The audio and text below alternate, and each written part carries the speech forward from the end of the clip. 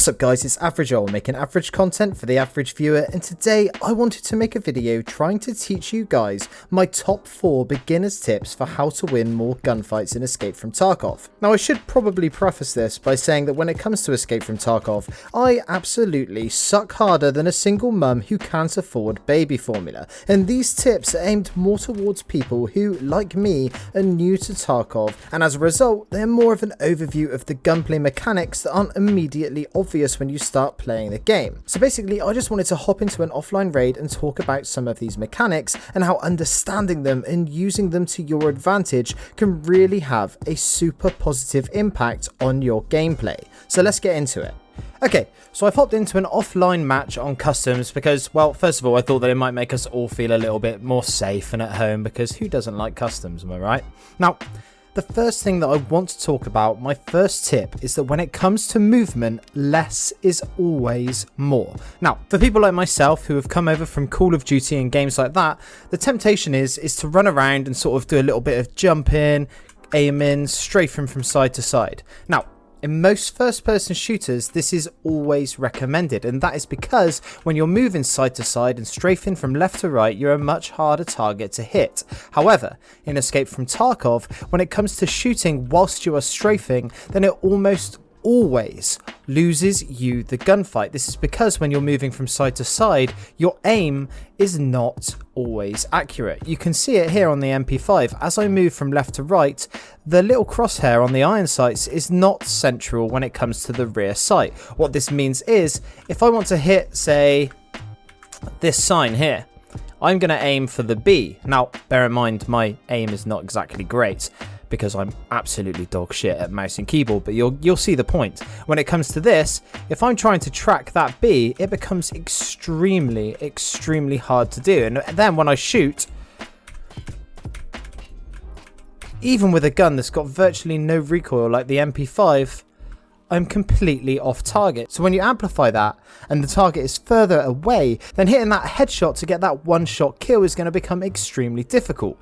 Whereas if you were to run back here, for example, stay dead still and then steady the scope by pressing the left shift as I've got it bound to, you'll see that with just letting it center after every shot, you're able to much more consistently hit your shots on target. This means that when you're in a stressful PvP situation, the best thing that you can do is to strafe whilst the enemy is taking shots at you, try and get to cover, and then when you peek, make sure you take very concise single shots without moving too much, because you really will have a massive penalty if you are moving all the time like you're playing some sort of Call of Duty or Battlefield game.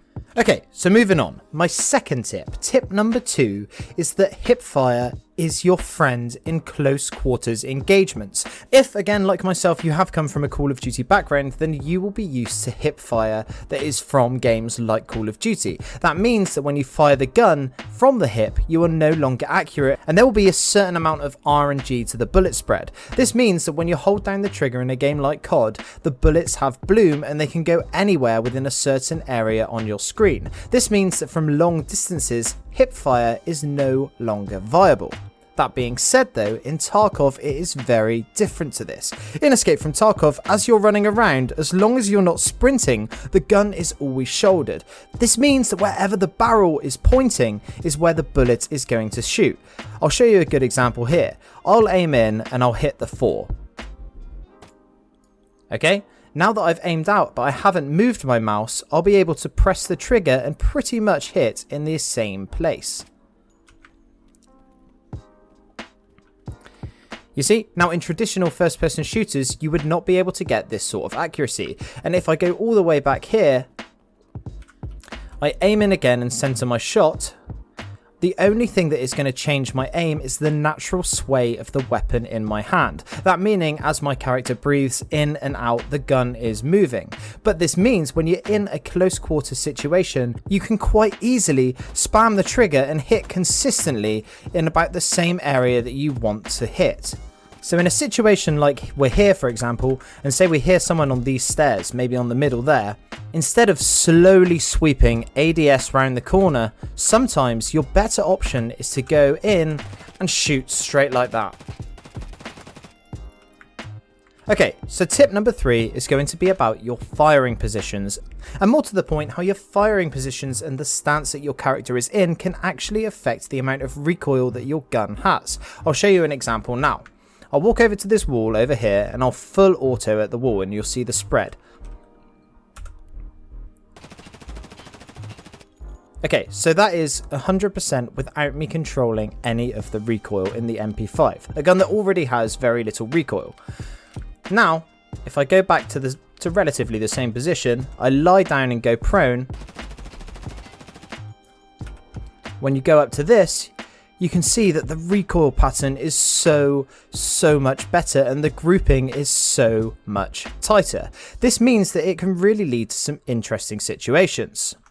A good example of where this could be useful would be somewhere like this. I'm hid behind this container and I'm pretty sure someone is going to come the other side of me. Now, a lot of people will hold this angle by simply leaning out and going ADS like this. However, this will, with some guns and a lot of guns in this game, cause you to have massive recoil. The benefit of you being in this position means that you know the enemy is there and they don't know that you're here, but they will be checking their corners. When you're stood like this, your head is the only thing and the first thing that they will see. However, if you were to go prone and lean in the same position, not only does this make you a much harder target to acquire, but it also means you'll have next to no recoil when it comes to blasting them in the face and sending them straight back into the lobby and probably onto one of those Tarkov groups on Facebook whereby they'll slander your name and call you a little rat. And is there really any greater feeling in this world?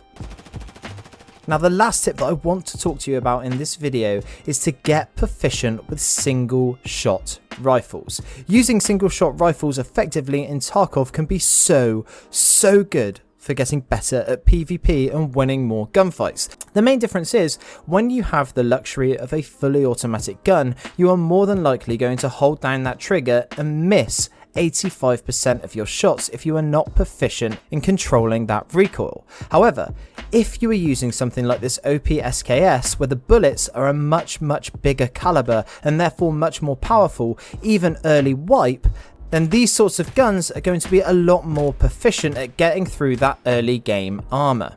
What this means is that you'll be able to save those precious rubles that you would otherwise just be piling around some poor unsuspecting scav until one of them finally hits. If you put in the time and the practice at getting good with these single shot rifles, then that is going to make your life so much easier. So there we have it, some PvP tips to help you get off on the right foot when it comes to winning more gunfights and escape from Tarkov. Like I've said in previous Tarkov videos, I'm most probably an extremely below average Tarkov player, but what this means is that as I learn new tips and tricks, I'll be able to share them with you guys in a way that perhaps some of the more talented YouTubers might overlook. But for those of you who have watched these videos for a while, you'll know that I love to see who sticks around until the end. So if you're still here, I'd like you to let me know by answering this question down in the comments. How many Tarkov wipes have you played and what is your current level in this wipe? Anyway, that's it from me today. I'm Average Joel. Peace.